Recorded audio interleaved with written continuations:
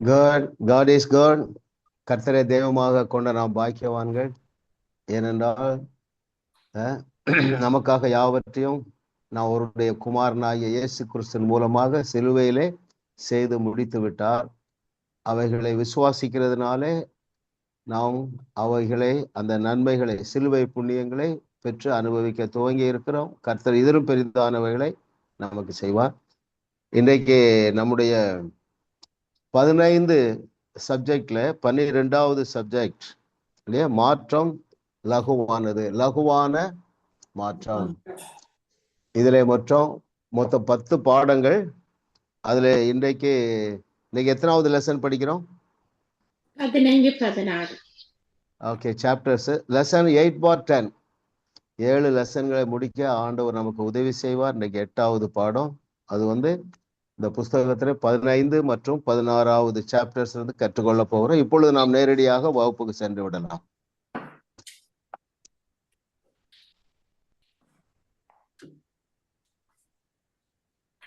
ஒரு மரத்தின் அளவை, சைஸை தீர்மானிப்பது எது? ஏன் இயேசு கிறிஸ்து இந்த உவமையை சொன்னார்? Yes, Christian Jeban. வேரின் அளவும் அமைப்பும் அந்த அளவை தீர்மானிக்கிறது. அந்த மெத்ததுக்கு எவ்வளவு நேரம் தேவனுடைய வார்த்தையை தியானிப்பதும் அதுல நேரம் செலவழிப்பதும். ஓகே, கேள்வி என்னவென்றால் கரெக்ட் தான் பதில். ஒரு மரத்தின் அளவை தீர்மானிப்பது அவற்றின் வேரின் அளவும் அமைப்பு தான். சரியா? அது ஏன் இயேசு கிறிஸ்து இந்த உண்மையை சொன்னார்? Yes, Christian Jeban. நேரத்தை ஏன் அந்த உவமையன்னா, நாங்க தேவ வசனத்துக்கு நேரத்தை கொடுத்து தியானிக்க போது அந்த வேர் பெலப்பட்டு தனி. ஓகே, வெரி குட்மா. ஆமா இல்லையா? ஏன் இதை சொன்னார் என்றால் இது ஒரு சீரியஸான மேட்ரு இல்லையா? ரொம்ப பிஸியான வேர்ல்டுல நம்ம இருக்கிறோம். ஆனா அந்த காலத்துல பாருங்க, 2000 வருஷத்துக்கு முன்னாலே இயேசு கிறிஸ்து அவருடைய அனந்த ஞானத்தின்படி கரெக்டா அட்ரஸ் பண்றாரு. எல்லாரும் ஓடிட்டே இருப்பாங்க. ஏனென்றால் காணப்படாதவைகளை தேடாது, காணப்படுகிறவைகளைத்தான் கிறிஸ்தவமும் தேடும் என்று அவருக்கு அறிவு இருந்தது பாருங்க. ஆனால் எல்லாவற்றுக்கும் இயேசுவே பதில் சொல்லிட்டார் பாருங்க. முதலாவது தேவனுடைய ராஜ்யத்தையும் அவருடைய நீதியை தேடுங்கள், அப்பொழுது இவைகள் எல்லாம் கூட கொடுக்கப்படும். இப்ப நம்ம அந்த வார்த்தையை நம்ம அப்படியே எடுத்துக்கொள்ளலாம். எப்படி? முதலாவது தேவனுடைய ராஜ்யத்தை தேடுங்கள் என்றால் முதலாவது தேவனுடைய வார்த்தையை தேடுங்கள். அதை மனதில் வைங்க, அதுக்கு டைம் கொடுங்க, அது உங்களுக்கு தேவையான எல்லாவற்றையும் இழுத்து கொண்டு வந்துவிடும் என்று சொல்லுகிறார். இப்போ நம்ம எல்லாருமே நிறைய எக்ஸ்பீரியன்ஸ் ஆனவங்க இருக்கிறோம் இதுல இல்லையா? எல்லாம் ஓடி முயற்சி பண்ணி ஏதோ ஓரளவு சாதிச்சு அப்புறம் நம்ம இப்போ முடிவுக்கு வந்துட்டோம். என்ன முடிவுக்கு வந்துட்டோம்? எப்போ எல்லாமே தேவனிடத்திலிருந்து தான் வருது, அதுதான் நிலைக்குது, அதுதான் ஆரோக்கியத்தை தருகிறது, அதுதான் சமாதானத்தை தருகிறது இல்லையா? ஒருவேளை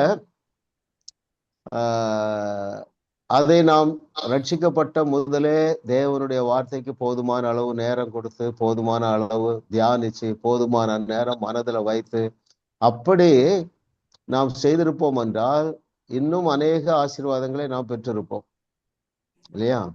நான் ரட்சிக்கப்பட்டு 40 வருஷம் ஆச்சு. 30 வருஷம் ஒரே ஓட்டம் தான். தேவனை தேடணுமா? ஆமா, காலையிலே ஒரு அரை மணி நேரம் ஃபேமிலியா உட்காந்து ப்ரேயர் பண்ணுவோம். அதிலே ஒரு சாட்டிஸ்ஃபேக்ஷன் வந்துட்டு அதுக்கப்புறம் அதுக்கு நேரம் கொடுக்கறதே இல்லை. ஆனா இந்த புக்கு நான் நினைக்கிறேன் 40 வருஷத்துக்கு முன்னாடியே எழுதியிருப்பார், எது லகுவான மாற்றம். ஆனா அது நம்ம கையில கிடைச்சிருந்தாலும் படிக்க டைம் எடுக்க மாட்டோம். இன்னைக்கு பாருங்க, இதுல மேக்சிமம் சீனியர் பீப்புள் தான் இருக்கிறோம். ஏன்னா யங் பீப்புள் எல்லாம் ஓடிட்டே இருக்கிறாங்க. இன்னும் நமக்கு ஏதாவது கிடைத்து விடாதா, இன்னும் ஏதாவது நம்ம சாதித்து விடலாமே என்று சொல்லி ஓடிக்கொண்டே இருக்கிறார்கள். ஸோ அவர்களும் நாமும் மாத்திரமல்ல, நம்முடைய சந்ததியாரும் எல்லாரும் மனதில் வைத்துக் கொள்ளுங்க. உங்களுடைய பிள்ளைகளும் உங்களுடைய மருமக்களும் உங்களுடைய பேர பிள்ளைகளும் சந்ததி சந்ததியாக தேவனுடைய வார்த்தைக்கு நேரம் கொடுப்பார்கள். ஆமேன்னு சொல்லுங்க. ஆமென், ஆமென், ஆமென், ஆமென், ஆமென். ஏனென்றால் தேவனுடைய வார்த்தையிலே தான் தேவன் எல்லா ஆசீர்வாதங்களையும் வைத்திருக்கிறார். ஆமா, அந்த வழிகள் லகுவானவைகள். நாம என்ன நினைக்கிறோம்? இதுக்கு ரொம்ப நேரம் கொடுத்துட்டா நமக்கு வேற சமையலுக்கு நேரம் இருக்காது, சம்பாதிக்க நேரம் இருக்காது இல்ல. ஆனால் ஆண்டவராய் இயேசு கிறிஸ்து என்ன சொன்னார்? என் நுகம் மெதுவாயும் என் சுமை லகுவாகவும் இருக்கிறது. யாருக்கு அது அப்படி இருக்கும்? மெதுவாக லகுவாக இருக்கும்? தேவனுடைய வார்த்தைக்கு போதுமான நேரம் கொடுக்கிறவர்கள் இல்லையா? ஆமா. மகேஸ்வரி சிஸ்டர், ஒரு சுருக்கமா ஒரு ஜெபம் பண்ணுங்க. நம்முடைய சந்ததியாக தேவனுடைய வார்த்தைக்கு முக்கியத்துவம் கொடுக்க, ஆவியானவர் அவர்களுக்கு வெளிப்பாடை கொடுக்க, இதை சீரியஸா நம்முடைய சந்ததியார் அறிந்து கொள்ளத்தக்கதாக இப்போ சிஸ்டர் ஜெபம் பண்ணுவாங்க. Yes sister. ஸ்தோத்திரம் ஆண்டவரே, எங்களை அதிகமாய் நேசிக்கிற அருமையான தகப்பன், இந்த அருமையான வேலைக்காக உமக்கு நாங்கள் நன்றி சொல்ல வந்திருக்கிறோம் கர்த்தாவே சுவாமி. ஆண்டவரே, இந்த நாள் உம்மால் உண்டாக்கப்பட்ட நாள், நல்ல நாள் கர்த்தா. இந்த நாளில் உம்முடைய சமூகத்தை நாங்கள் கழிவுறும்படி கர்த்தாவே ஐயா கர்த்தாவே, இந்த ஊழியக்காரனோடு சேர்ந்து கர்த்தாவுடைய நாமத்தை மகிமைப்படுத்தும்படி கர்த்தாவே எங்களை கூட்டி சேர்த்த கிருபைக்காக உமக்கு நன்றி ஐயா. நீர் எங்களுடைய வாழ்க்கையில் செய்த ஒவ்வொரு நன்மைகளுக்காக கர்த்தாவே, குடும்பங்களுக்காக கர்த்தாவே, பிள்ளைகளுடைய பிள்ளைகளுக்காக உமக்கு நாங்கள் நன்றி செலுத்துறோம் ஐயா. உம்முடைய கரத்தில் வாங்கி கர்த்தாவே, இந்த சந்ததி சந்தானத்தை உம்முடைய கரத்தில் நாங்கள் டெடிகேட் பண்ணுகிறோம் கர்த்தாவே சுவாமி. ஐயா, இவர்கள் நீதியின் விருட்ச கன்றுகளாய் கர்த்தாவே இந்த பூமியில் வாழ்ந்திருக்கத்தக்கதாய் கர்த்தாவே சகல நன்மைகளை ஐயா நீர் எங்களுக்கு தந்து செய்து கொடுத்தபடியாய் மக்கு நன்றி கர்த்தாவே. ஐயா, இசையாவில் சொல்லப்பட்டது போல உன் சந்ததி மீது என் ஆவியின் சந்தானத்தின் மீது என் ஆசீர்வாதத்தையும் ஊற்றுவேன், இதுவே எனக்கும் அவர்களுக்கும் உள்ள உடன்படிக்கை என்று சொன்னது போல கர்த்தாவுடைய உடன்படிக்கை என்படி கர்த்தாவே சுவாமி. ஆபிரகாமின் ஆசீர்வாதங்கள் இயேசு கிறிஸ்து மூலம் சொந்தம் என்று சொன்ன தகப்பின் இந்த நாட்களில் ஐயா நீரே இவர்களுக்கு ஞானமாயும் நீதியாயும் பரிசுத்தமும் மீட்புமாய் இருக்கும்படி கர்த்தாவே சுவாமி. ஐயா, எங்கள் ஒவ்வொருடைய சந்ததி சந்தானத்தையும் ஐயா அந்த ஊழியக்காரனுடைய சந்ததி சந்தானத்தையும் கர்த்தாவே அவரால் கர்த்தாவே இந்த சத்தியங்கள் சொல்லப்படுகின்ற கர்த்தாவே உம்முடைய ராஜ்யத்துக்குள் உட்படுத்தின கர்த்தாவே அவருடைய ஒவ்வொருடைய சந்ததி சந்தானத்தை ஐயா உம்முடைய கரத்தை நாங்கள் ஒப்பு கொடுக்கிறோம் கர்த்தா. உம்முடைய கரத்தில் ஒப்பு கொடுத்ததை நாள் வரை காக்க நீர் வல்லவராய் இருக்கிறபடியால் ஆண்டவரே கர்த்தா உம்முடைய அபிஷேகம் கர்த்தாவே சகல நோத்தடியை முறிக்கும்படி கர்த்தாவே சுவாமி. ஐயா, இந்த பிள்ளைகளுடைய பிரதிஷ்டையில நாங்கள் கேட்கத்தக்கதாய் கர்த்தாவே பலனை உண்டாகத்தக்கதாய் உம்முடைய கரத்தை நாங்கள் முற்றுமாய் தாய்மாராய் பேத்திமாராய் உறவுகளாய் ஆண்டவரே தேச மக்களாய் கர்த்தாவே உம்முடைய கரத்தை நாங்கள் ஒப்பு கொடுக்கிறோம் ராஜா. பொறுப்படுத்தி வழி நடத்தும் இயேசுவின் நாமத்தை ஜெபிக்கிறோம் நல்ல தகப்பனே. ஆமென், ஆமென். அப்படியே விசுவாசிப்போம், ஆண்டவருக்கு நன்றி சொல்லுவோம். சந்ததியாக தேவனுடைய வார்த்தைக்கு சந்ததியாக நம் ஒவ்வொருவருடைய சந்ததியும் தலைமுறையாக தேவனுடைய வார்த்தைக்கு முக்கியத்துவம் கொடுப்பார்கள், தேவனுடைய மிக சிறந்ததில் வாழுவார்கள். Yes brother.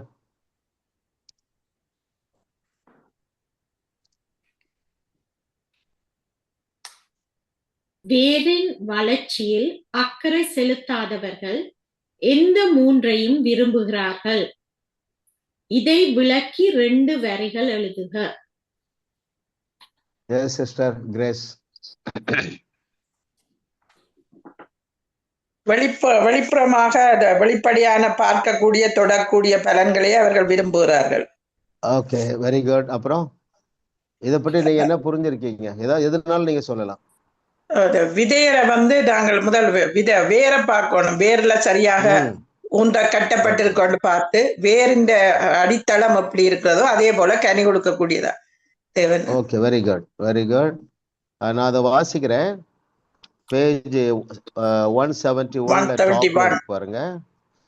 நிலத்துக்கு மேலே கேள்வி வாசிக்கிறேன். வேரின் வளர்ச்சியில் அக்கறை செலுத்தாதவர்கள் எந்த மூன்றை விரும்புகிறார்கள் என்றால் வெளிப்படையான பார்க்கக்கூடிய தொடக்கூடிய பலன்களையே அவர்கள் விரும்புகிறார்கள். அந்த பேராகிராஃப் முழுதும் வாசித்துருவோம்.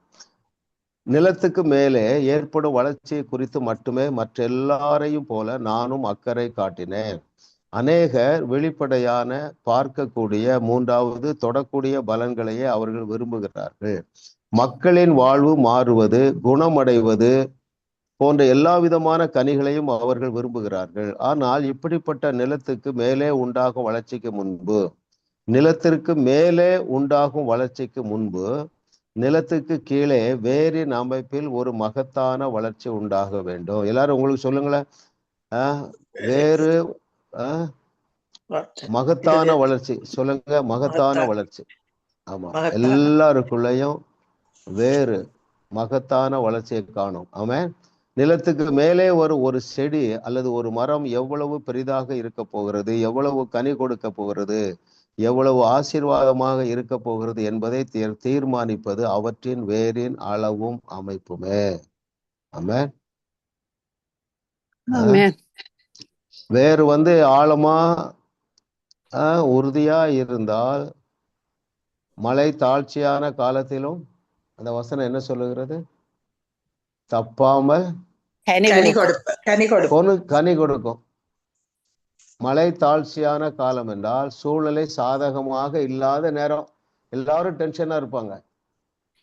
ஆனா ஆழமாக வேர் கொண்டிருக்கிறவர்கள் நிதானமாக இருப்பார்கள், பதஷ்டப்பட மாட்டார்கள், கூலா இருப்பாங்க. ஏனென்றால் பல வசனங்கள் சொல்லலாம் பாருங்களேன். எல்லாமே நன்மைக்கு ஏதுவாகவே நடக்கிறது இல்ல? அந்த வசனம் யாராவது முழுவதும் தெரிஞ்சவங்க சொல்லுங்க. அன்றியும் அவருடைய தீர்மானத்தின்படி அழைக்கப்பட்டவர்களாய் அவரிடத்தில் அன்பு கூறுகிறவர்களுக்கு சகலமும் நடக்கிறது என்று அறிந்திருக்கிறோம். நாலேஜ் இன்னைக்கு ஒருவேளை ஒஸ்டா தெரியலாம், பட் ஆழமாக வேறு விட்டு இருக்கிறவர்கள் இல்லையா? இன்னும் சிலர் என்ன சொல்லலாம்னா, நம்ம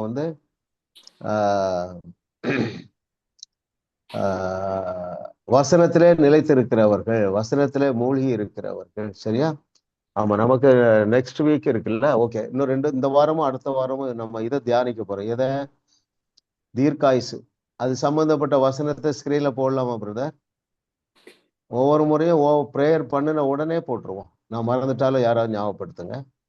ஏனென்றால் நாம் யாவருக்கும் அது தேவையாக இருக்கிறது. இது ஆழமாக வேர்கொள்ளும். நீடித்த நாட்களால் அவனை திருப்தியாக்கி எனது ரட்சிப்பை அவனுக்கு காண்பிப்பேன். இதுல ரட்சிப்பு என்பது உலகத்துல இருக்கிற எல்லா குறைவுகளிலிருந்து ரட்சிக்கப்படுவது, மீட்கப்படுவது. உலகத்தில் உள்ள எல்லா விதமான பிரச்சனைகளிலிருந்து ரட்சிக்கப்படுறது, பயத்திலிருந்து ரட்சிக்கப்படுறது, கவலையிலிருந்து ரட்சிக்கப்படுகிறது. என்ன அழகா எழுதியிருக்காரு பாருங்க. நீடித்த நாட்கள், தீர்க்காயுசு, அதனால திருப்தி ஆக்குவாரா. அப்புறம் அவருடைய ரட்சிப்பு, அதுல ஒரு குறைவுபடாத ஒரு வாழ்க்கையை காண்பிப்பேர் என்கிறாரு. அப்புறம் அவரே நமக்கு ஜீவனும் இது எவ்வளவு பெரிய மேட்ரு பாருங்க இல்ல? ஆக்சுவலா அந்த 7 வசனத்தையும் மனப்பாடம் செய்யணும். ஸ்கிரீன்ல கரெக்டா போட்டிருக்காங்க பிரதர். கரெக்டா இதை நீங்க எல்லாருமே மனப்பாடம் பண்றது நமக்கு தீர்க்காயுஷை தரும். இல்லை என்றால் எல்லா புஸ்தகத்தை மாதிரி இதுவும் ஒரு மாற்றத்தை கொண்டு வர முடியாது. லகுவான மாற்றம் வர வேண்டும் என்றால் எதுல நமக்கு தீர்க்காயுசு வேணும், திருப்தி வேணும், ரட்சிப்பு வேணும் இல்ல? அல்லேலூயா. பாருங்க என்ன ஒரு வசனம் ஆண்டவர் சொல்றாரு பாருங்க. அவரே தேவனே நமக்கு ஜீவன். ஜீவன் என்னது? எல்லா சக்தி, பலன், ஜோயே லைஃப், ஒரு பரிபூர்ணமான ஆசீர்வாதத்தோடு நம்ம வாழுகிறதுக்கு இல்லையா? 3வது, என்னாலே உன் நாட்கள் பெருகும், உன் ஆயுசின் வருஷங்கள் விருத்தி ஆகும். பாப்பா. அடுத்து, நன்மையினால் உன் வாயை திருப்தி ஆக்குகிறார், கழுகுக்கு சமானமாய் உன் வயது திரும்ப வாழ வயது போல் ஆயிற்று. அடுத்தது, நான் உனக்கு நிறைவான ஆயுட்காலத்தை கொடுப்பேன், அவர் இருக்க போகிற நாட்கள் 120 வருஷம். நானே வானத்திலிருந்து இறங்கின ஜீவ அப்பம், இந்த அப்பத்தை புசிக்கிறவன் என்றென்றைக்கும் பிழைப்பார். நான் கொடுக்கும் அப்பம் உலகத்தின் ஜீவனுக்காக நான் கொடுக்கும் என் மாம்சமே. பாருங்க, உலகத்தின் ஜீவன். அங்கே போன பிறகல்ல, இங்கேயே ஒரு சக்சஸான வாழ்க்கை வாழுவதற்கு. ஆமா சிஸ்டர், இதை நீங்க குரூப்ல போடுங்க, எனக்கும் அனுப்பி வைங்க. ஆமா, ஸோ நம்ம ஏதோ இந்த மாசம் இதை தியானிக்கிறோம், அடுத்த மாசம் சுகத்தை தியானிக்கிறோம், அதுக்கு அடுத்த மாசம் செழிப்பை தியானிக்கிறோம்ல. ஒன்றொன்றையும் நம்ம இன்ஹெரிட் பண்ணணும் இல்லையா? இன்ஹேல் பண்ணணும். நான் நினைக்கிறேன் மே மாதமும் இதே நம்ம இன்ஹேல் பண்ணலாம்னு நினைக்கிறேன். அருமையானவர்களே, இதுல எல்லாமே அடங்கியிருக்கு பாருங்க. இதுல அடங்காத ஒன்றுமே இல்லை. அந்த ரட்சிப்பு, என் ரட்சிப்பை உனக்கு காண்பிப்பேன் என்றால் அதான் அர்த்தம். என்ன சொல்றாருன்னா, நான் உன்னை வாழ வச்சு காட்டுறேங்கிறார். ஒரு நன்மையும் குறைபடாத ஒரு வாழ்க்கையை தந்து நான் உன்னை வாழ வைப்பேன். அல்லேலூயா. நம்ம இது கண்டிப்பா ஃப்ரேம் பண்ணி எல்லார் வீட்லையும் போடணும். நானும் கண்டிப்பா போட்டுருவேன். சரிங்களா? உங்க கூட சேர்ந்து அறிக்கை பண்ண யாரும் இல்லை என்றால், நீங்களே காலையில எழுந்த உடனே இப்படிலாம் சொல்லியிருக்கீங்களா ஆண்டவரே, எனக்கு தந்துட்டீங்க, நான் பெற்றுக்கொண்டேன். நான் பெற்றுக்கொண்டேன் என்று விசுவாசிக்க சொல்லியிருக்கிறார். பெற்றுக்கொண்டோம் என்று விசுவாசித்தால் கிடைச்சிடும். ஆமா, பெற்றுக்கொண்டோம். Thank you brother, so good. கண்டிப்பா யாராவது எனக்கு இதை அனுப்புங்க. பர்சனல் நம்பர்ல தயவுசெய்து யாராவது ஒருவர் அனுப்புங்க. நம்ம அதை என்ன செய்யலாம்னு பார்ப்போம். மே மாதமும் இதே தியானிப்போம். ஓகே, இப்பொழுது எத்தனாவது கொஸ்டின்? மூன்றாவது கொஸ்டின். எஸ்.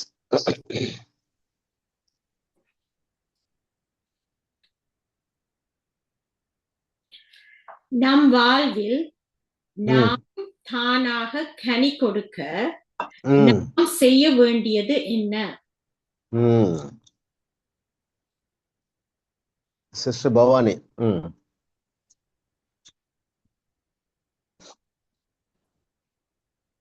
வார்த்தை எடுத்து தியானித்து அதில் உள்ள சத்தியங்களை திரட்டி எங்களுடைய வாழ்க்கையில் அதை பொருத்தி கொள்ள வேண்டும்.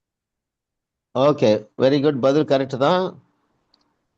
நான் ஒரு இடத்துல இருக்கிறத வாசிக்கிறேன். பேஜ் 172ல மிடில் பேராகிராஃப்ல அடியில இருக்கு பாருங்களேன். பேஜ் 172 மிடில் பேராகிராஃப்ல மிடில் இருக்கு. தேவனுடைய வார்த்தையாகிய விதை எனது இருதயத்தில் வேர் கொண்டு கனி கொடுத்ததுதான் என் வாழ்வில் நான் பெற்றுக்கொண்ட சகல நன்மைகளுக்கும் காரணம்.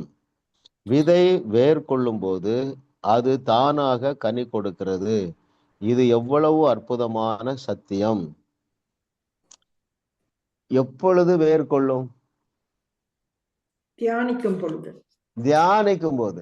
Very good. மனதில் வச்சு தியானிக்கும் போது. இப்ப நம்முடைய தீர்க்காயுசை குறித்து 7 வசனங்கள். இதனை என்ன செய்யணும்? ஒரு பிரிண்ட் அவுட் எடுக்கணும். பிரிண்ட் அவுட் எடுக்க வசதி இல்லைன்னா பொறுமையா நேரம் எடுத்து அதை எழுதணும். அழகா போட்டிருக்காங்க பாருங்க. 7 வசனமும் பெஸ்ட். கரெக்டா ட்ரிம் பண்ணி போட்டாங்க. 7 வசனங்களையும் எழுதி என்ன செய்யணும்? கையிலே வைத்திருக்கணும். வெளியே போகும்போது ஹேண்ட்பேக்ல இருக்கணும். ஒரு 5 காப்பி எடுக்கணும். இல்ல, வார்த்தையில வல்லமை இருக்கு பாருங்க. எல்லாரும் நம்ம அதை சீரியஸா செய்வோம். சரிங்களா? உங்க சந்ததியார் கேட்பாங்க. என்ன கேட்பாங்க? பாட்டிமா, எப்படி நீங்க இவ்வளவு யங்கா இருக்கீங்க? எப்ப அந்த 7 வசனம்? அப்படியா, கொண்டாங்கன்னு கேட்பாங்க.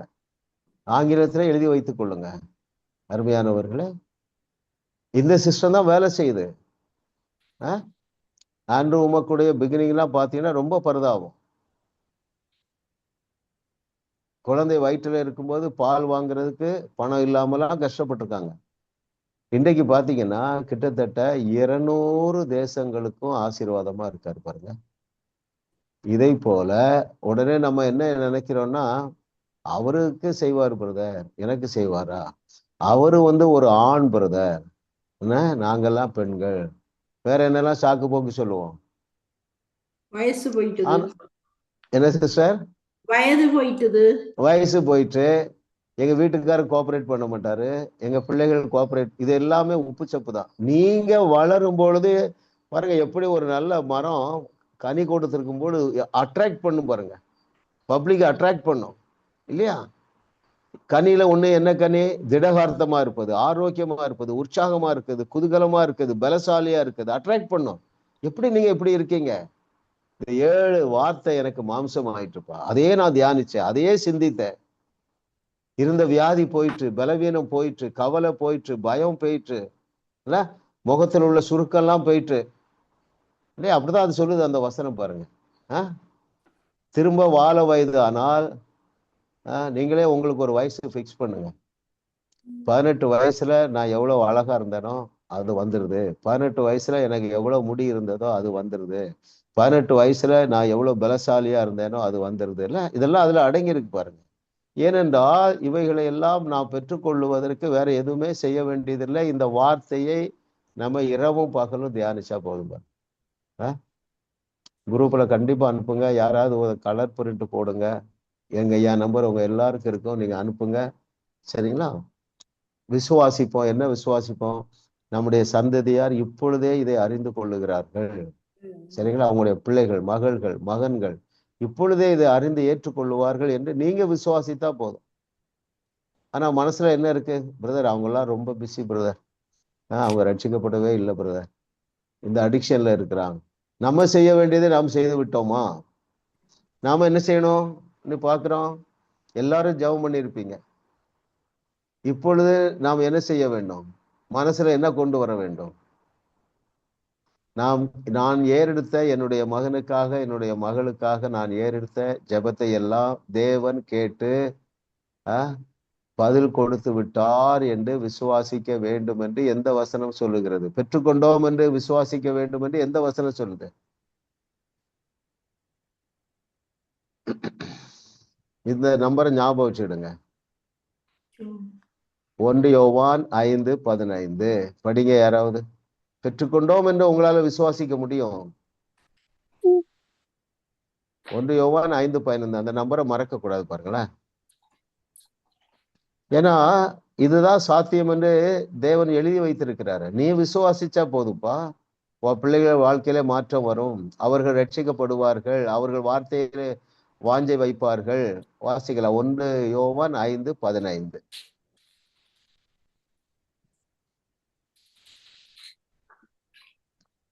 நாம் எதை கேட்டாலும் அவர் நமக்கு செவி கொடுக்கிறார் என்று நாம் அறிந்திருந்தோமே, ஆனால் அவர்கள் நாம் கேட்டவைகளை பெற்றுக்கொண்டோம் என்றும் அறிந்திருக்கிறோம்.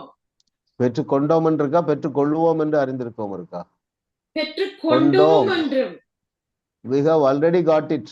எதை நீ என்னென்ன காரியங்களுக்கெல்லாம் இதுவரைக்கும் ஜெபித்தீர்களோ அத்தனையையும் நீங்கள் பெற்றுக்கொண்டு விட்டீர்கள் என்று உங்களாலே விசுவாசிக்க முடியும்.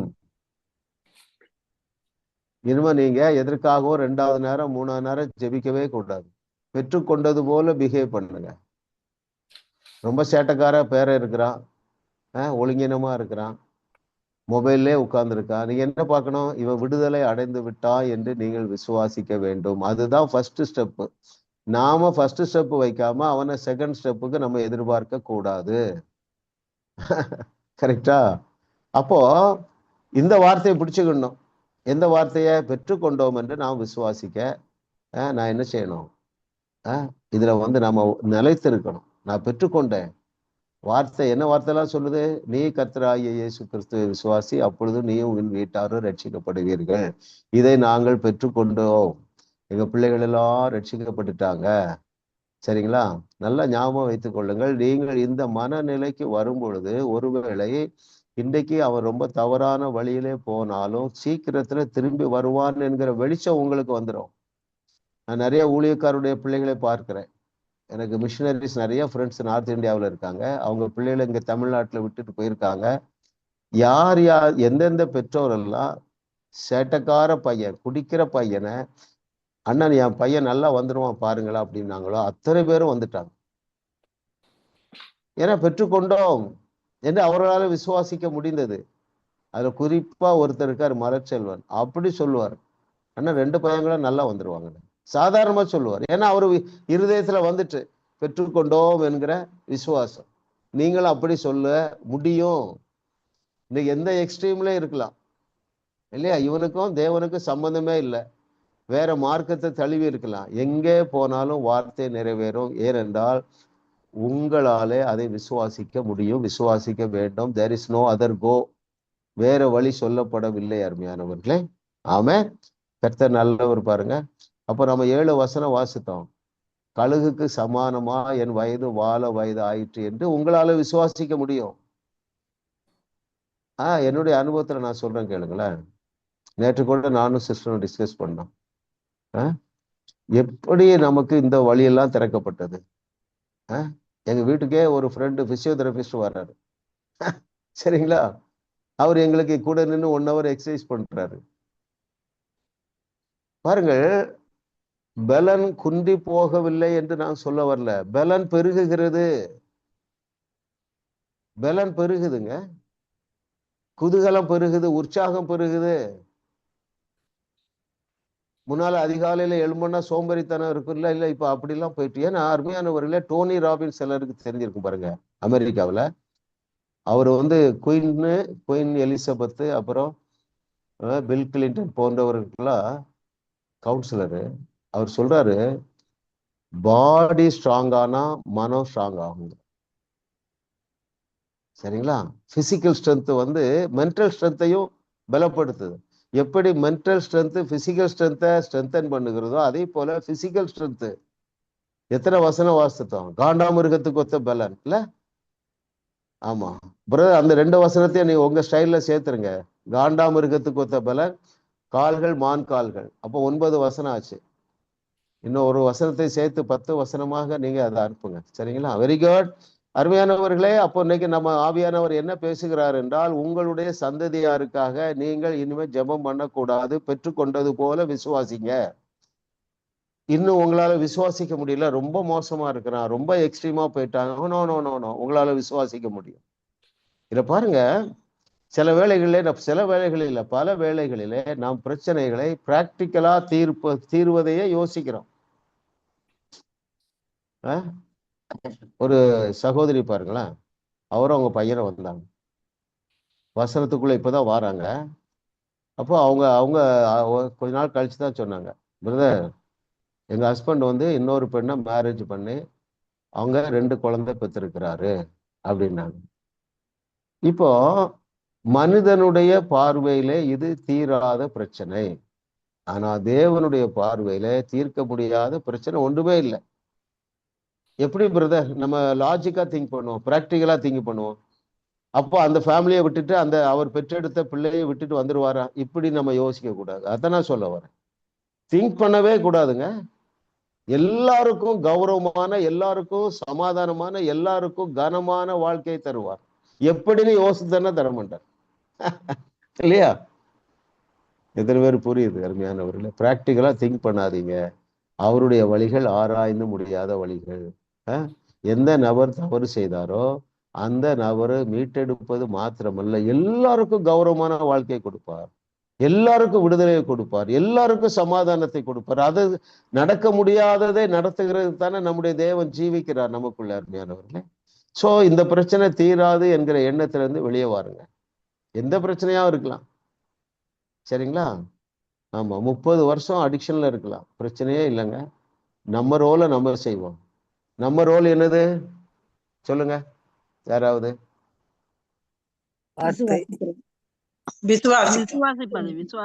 என்ன விசுவாசிக்கணும்? பெற்றுக்கொண்டோம் என்று விசுவாசி.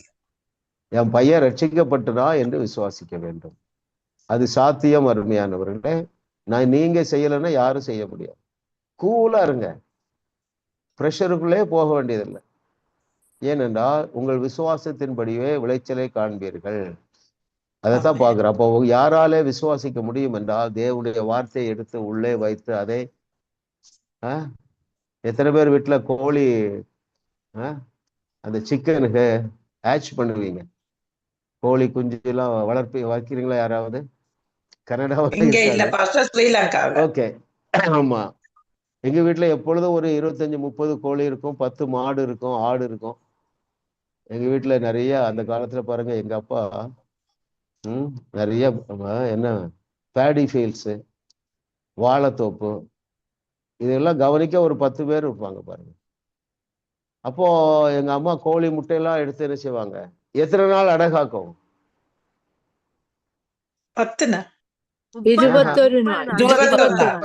21 நாள் அடகாக்கும். நம்ம இந்த 9 வசனமோ 10 வசனமோ பிலிப் பிரதர் அனுப்புறாங்க. நம்ம என்ன செய்ய போறோம்? மே மாதம் கடைசி வரைக்கும் அதை அடகாக்க போறோம். நம்ம அதை டெமான்ஸ்ட்ரேட் பண்றோம். 10 நாள் ஆனாலும் சந்தேகம் வரக்கூடாது, 20 நாள் ஆனாலும் சந்தேகம் வரக்கூடாது, 30 நாள் ஆனாலும் சந்தேகம் வரக்கூடாது. 31 நாள்ல வெளிப்பட்டுரும். ஆண்டவர் அதற்கேற்ற வழிகளை திறப்பார்.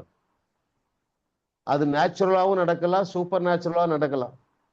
இப்ப நீங்க சிலர் என்ன நினைக்கிறீங்க? பிரதர், இங்க ரொம்ப குளிர் பிரதர், வாக்கிங்லாம் போக முடியாது, எப்படி பாடி பில்டப் ஆகும்? ஆண்டவர் சூப்பர் நேச்சுரலா தருவார். உங்க வீட்டுல இருக்கிற அந்த ட்ரெட்மில்ல நடக்கிறதுக்கு உற்சாகத்தை தருவாரு. பார்ட்னர் அவருக்கு 1000 வழி இருக்குங்க.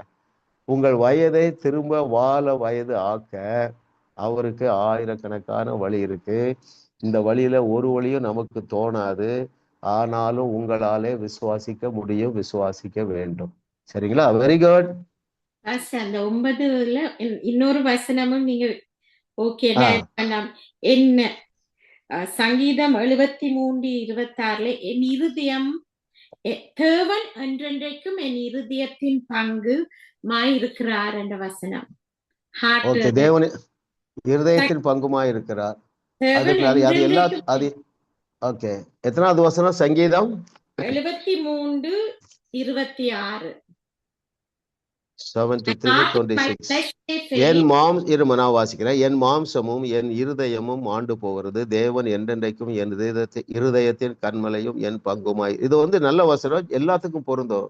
நாம இன்னைக்கு எதை ஃபோக்கஸ் பண்றோம்னா நம்முடைய ஆயுசு நாட்களை, நம்முடைய ஹெல்த்தை இல்லையா, நம்முடைய எனர்ஜிய. ஆமா அருமையானவர்களே, இது சாத்தியம் என்று நமக்கு தெரியும். அப்ப நம்ம ரோலை நம்ம செய்யணும். இவைகளை நாம் பெற்றுக்கொண்டோம் என்று விசுவாசிக்கிறது வரைக்கும் அதையே தியானிப்போம். ஏனென்றால் அவரே நம்முடைய தீர்க்காயுசாக இருக்கிறார். உபாகமத்திலே ஒரு வசனம் இருக்கு, உங்கள் நாட்களுக்கு தக்கதாக பெலன் இருக்கும், கண்ணில் அடியாது இருள் அடியாது பெலன் குன்றாது. அந்த நெகட்டிவ் எல்லாம் வேண்டாம். நம்ம 7 வசனம் நச்சுன்னு எடுத்துட்டாங்க. எனக்கு தெரிஞ்சு அதில் 2 சேர்க்கணும். ஒன்று பலம், காண்டாமிருகத்துக்கு அடுத்த பலன். அப்புறம் கால்கள் எப்படி இருக்கும்? மான் கால்களை போல. இதெல்லாம் நமக்கு மாம்சமாகிவிடும். ஏனென்றால் அதையே நம்ம ஃபோக்கஸ் பண்ணும் பொழுது நமக்குள்ள ஒரு விசுவாசம் வந்துடுது.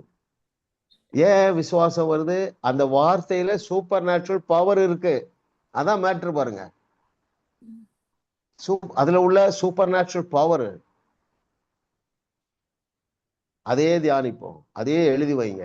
நீங்க அப்படி ஒரு திடகார்த்தமாக, ஆரோக்கியமாக, குதூகலமாக, பலசாலியாக 18 வயசுல இருந்த அழகோடு நீங்க அதை பெற்றுக்கொள்ளும் பொழுது எல்லாருக்கும் அது ஒரு பெரிய ஆசீர்வாதம். பாருங்க, இப்படி ஒரு வாழ்க்கை வாழ முடியுமா? நம்முடைய வகுப்பு துவங்கின பிறகு எத்தனையோ மாற்றம் உங்களுக்குள்ள வந்திருக்க.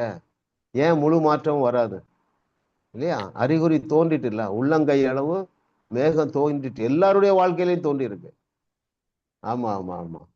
சோ இது உண்மை என்றால் எழுதியிருக்கிற எல்லாமே உண்மை. உங்களுடைய வயதை குறித்து எழுதியிருக்கிற வார்த்தையும் உண்மையிலும் உண்மை. அருமையானவர்களே, அடுத்தது எத்தனாவது கேள்வி? 4. வேர் என்றால் என்ன? அது எப்பொழுது ஆழமாக செல்லும்? ஓகே, அடுத்தது யார் சொல்லணும்? மகேஸ்வரி சிஸ்டரா இல்ல பவானியா?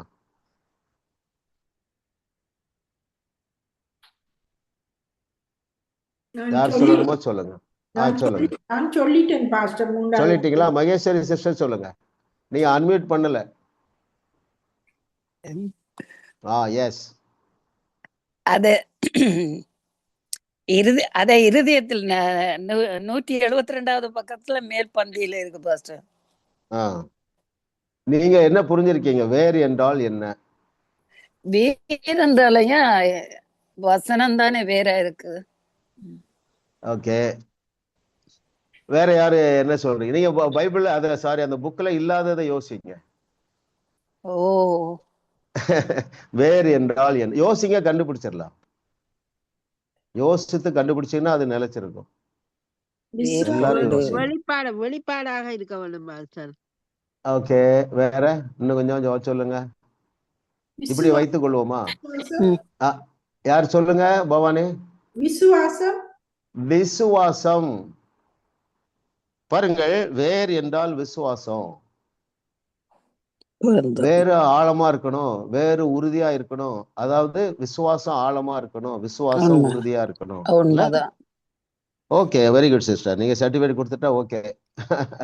ஓகே, அது எப்பொழுது ஆழமாக செல்லும்? இருதயத்தில் வைத்து கவனம் செலுத்தணும் பாஸ்டர். நல்ல பாயிண்ட். வேற வெளிப்பாடாக வரணும். எல்லாமே நல்ல பாயிண்ட். இன்னொரு பாயிண்ட் இருக்கு, நம்ம அடிக்கடி முன்னால சொல்லியிருக்கோம்.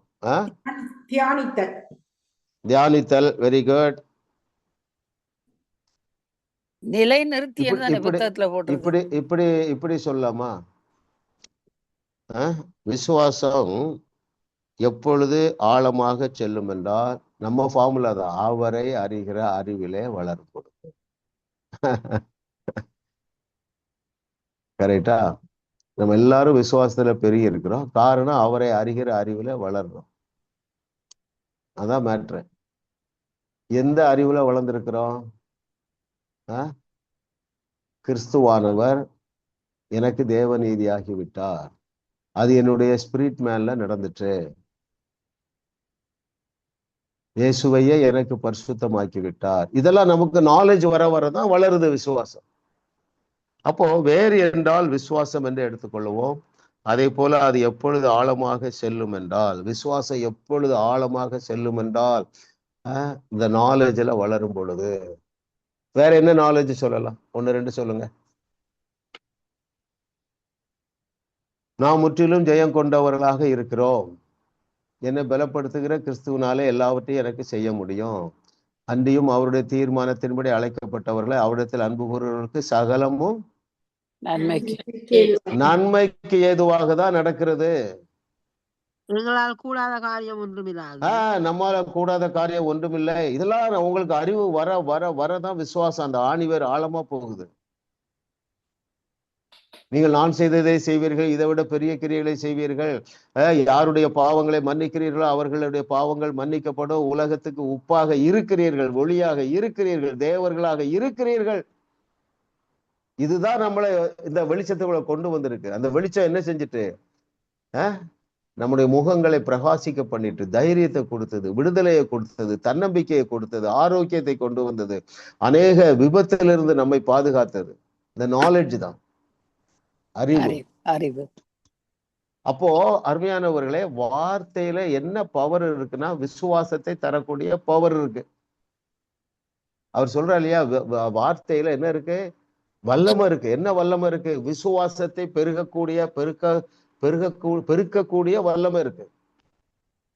அதனாலதான் அந்த நம்முடைய தீர்க்காயுசை குறித்து நம்ம இன்னும் தியானிக்க அது என்ன ஆயிரும்? அதுல உள்ள பவர் இறங்கி நாடி நரம்பு எலும்பு தசைகளை எல்லாம் புதுப்பித்து விடும். ஆமா, கர்த்தருடைய ஆவியானவர் நம்ம சகல சத்தியத்துக்குள்ளேயே நடத்துவார். எஸ் பிரதர், அடுத்த கொஸ்டின் போயிடும்.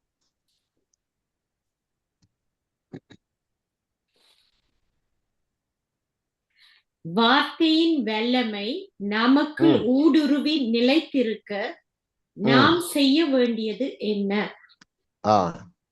அடுத்தது யாரு சொல்லுங்க? Sister ma'am.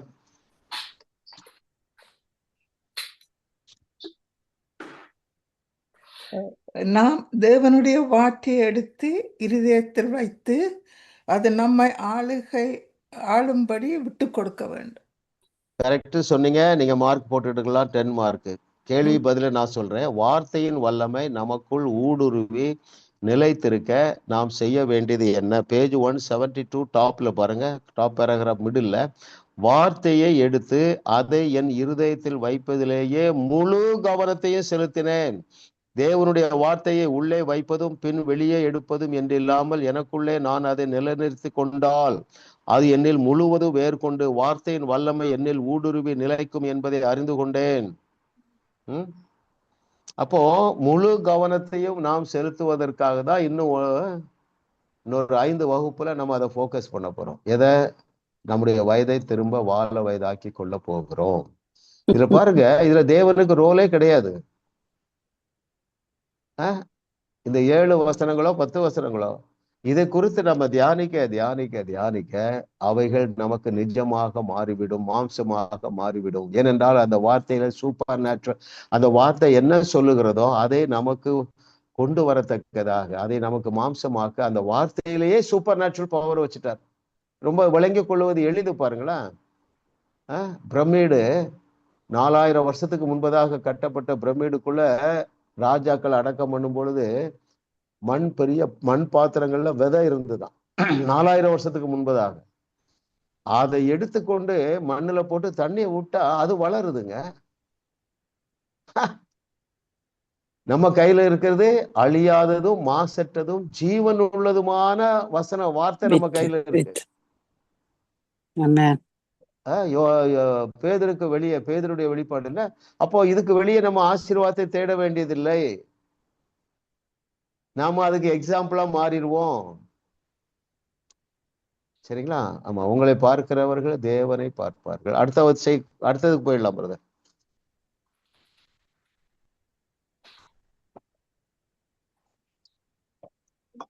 தேவனுடைய வார்த்தையை போடுபவை யாவை?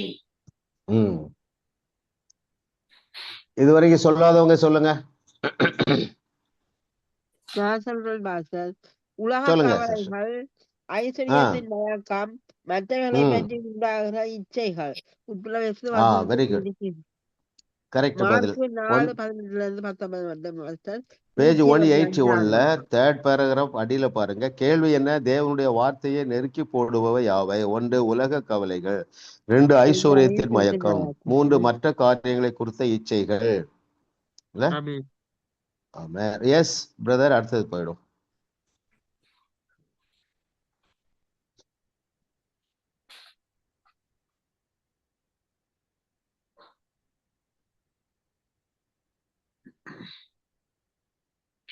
தேவனுடைய வார்த்தை எப்பொழுது தனது வல்லமையை நமக்கு வெளிப்படுத்தும்?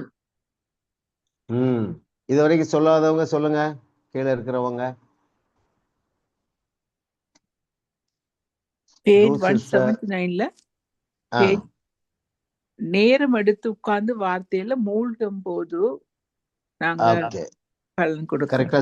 கரெக்ட்ல பாருங்க. 179 டாப்ல பாருங்க. தேவனுடைய வார்த்தை தன்னுடைய வல்லமையை வெளிப்படுத்துவதற்கு நீங்கள் உட்கார்ந்து வார்த்தையில் மூழ்க உங்களுக்கு நேரம் தேவை. ஆமா. சோ நம்ம இன்னொரு 5 வகுப்புல நம்முடைய ஆயுசு நாட்களை குறித்து தியானிக்க போறோம். அதை ஸ்கிரீன்ல போட்டு, அது பத்தாது, 6 நாளும் நீங்க அதை தியானிக்க போறீங்க. சரிங்களா? ஏதோ ஒரு ஃபார்முலா நீங்க அதை பெற்றுக்கொள்ளவும். அருமையானவர்களே, அது வேலை செய்யாமல் இருக்காது. ஏன் வேலை செய்யாம இருக்காதுன்னா, அதுல பவர் இருக்கு, வார்த்தையில வல்லமை இருக்கு. எப்படி விதையிலே வல்லமை இருக்கிறதோ அதே போல அந்த வார்த்தை என்ன சொல்லுகிறதோ அதை நம்முடைய வாழ்க்கையிலே கொண்டு வருவதற்கு அதுக்குள்ளேயே super natural life, zoe life விதைக்குள்ளே வைத்திருக்கிறா இல்ல. அப்போ இந்த விதையை வைத்து கொண்டு நம்ம தடுமாற வேண்டிய அவசியமே இல்லை. நம்முடைய சந்ததியிலே நாம் இதை துவக்குகிறோம். அவருடைய வருகை பரியந்தம் நம்முடைய தலைமுறையாக வார்த்தையை அவர்கள் ருசி பார்ப்பார்கள். கர்த்தருடைய நாமத்தினாலே இது உண்டாகும் என்று கர்த்தர் சொல்லுகிறார். கொஸ்டின் நம்பர் 8 போயிடலாம்.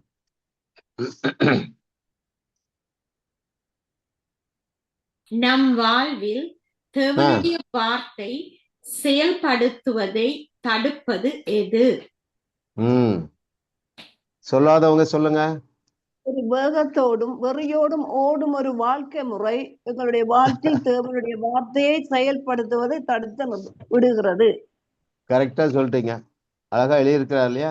கேள்வி பதில் நான் சொல்றேன். நம் வாழ்வில் தேவனுடைய வார்த்தையை செயல்படுவதை தடுப்பது எது? பேஜ் 181ல 3rd paragraph.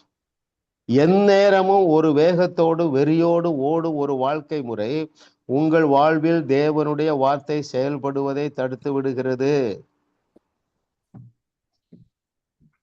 அல்லேலூயா. நமக்கு பிரகாசமுள்ள மனக்கண்கள் தேவன் தந்தார் பாருங்க. ஹோம்ஒர்க் பண்றீங்க இல்லையா? அது ஒரு பெரிய ஆசீர்வாதமான நேரம் இல்லையா? இப்ப நம்ம டிஸ்கஸ் பண்றோம். இது எல்லாமே வார்த்தையை நம்ம தியானிக்கிறோம், வார்த்தையை டிஸ்கஸ் பண்றோம், அதை பாண்டர் பண்றோம்.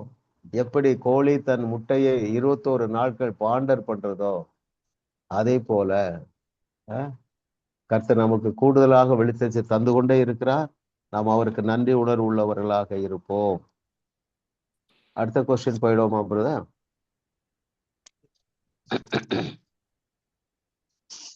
தேவன் நம்மில் கொண்டு வர விரும்பும் ஆசீர்வாதங்களை தடை செய்வது எது? சொல்லாதவங்க சொல்லுங்க. இதுவரைக்கும் சொல்லாதவங்க.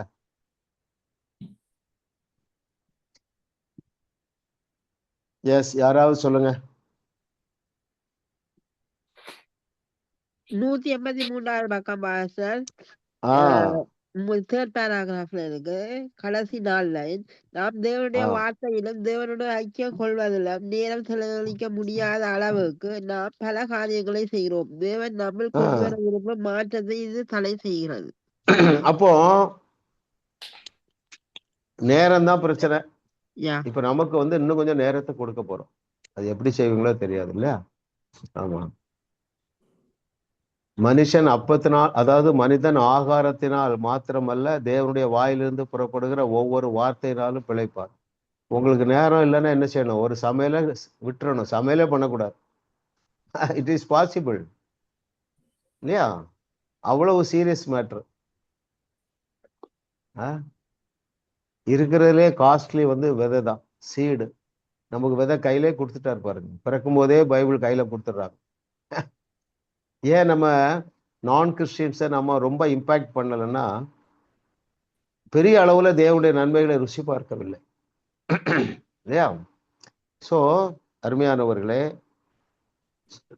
அழகா கரெக்டா சொன்னீங்க சிஸ்டர். தேவன் நம்மில் கொண்டு வர விரும்பும் ஆசீர்வாதங்களை தடை செய்வது நேரம் செலவழிக்க முடியாத அளவுக்கு நம்ம ஓடிட்டே இருக்கிறோம். மைண்ட் செட் ஆகிட்டு எனக்கு டைம் இல்லை.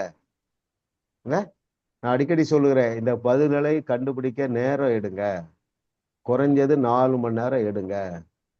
பிரதர் எனக்குலாம் அவ்வளோ டைம் இல்லை இல்லையா? நீங்க 8 மணி நேரம் ஆஃபீஸுக்கு போற நபரா இருந்தா கூட ஒவ்வொரு பாடத்தையும் நீங்க தயாரிக்க 4 மணி நேரம் செலவழிங்க. மனசு இருந்தா மார்க்கம் வந்துடும். ஞாயிற்றுக்கிழமை செலவழிங்க, லீவு நாளில் செலவழிங்க, டெய்லி ஒரு அரை மணி நேரம் செலவழிங்க இல்லையா? மொத்தம் 10 கொஸ்டின் அனுப்புறோம். டெய்லி ஒரு 2 கொஸ்டின் 3 கொஸ்டின் நீங்க என்ன செய்யுங்க, ஆன்சரை கண்டுபிடிக்க நேரம் எடுங்கள் அருமையானவர்களே. அதுலதான் பொக்கிஷமே இருக்கு. நம்முடைய எதிர்காலத்திற்கு தேவையான பொக்கிஷம் எல்லாம் அதிலே அடங்கி இருக்கிறது. ஸோ இன்னைக்கு முக்கியமா நாம் மனதுல வைங்க. ஏன் அதற்கு அவ்வளவு முக்கியத்துவம் கொடுக்க வேண்டும் என்றால், அதற்கு உள்ளே வல்லமை இருக்குது, சூப்பர் நேச்சுரல் பவர் இருக்கு. அந்த வல்லமை எனக்கு என்ன செய்கிறது? தீர்க்காயுசை தருகிறது, சமாதானத்தை தருகிறது, குடும்பத்துல ரட்சிப்பை கொண்டு வருகிறது, குடும்பத்துல ஐக்கியத்தை கொண்டு வருகிறது, பரலோகத்தை பூமியில் அனுபவிக்க கிருபை செய்கிறது. தேவனுடைய வார்த்தையில் உள்ள super natural power. Yes brother.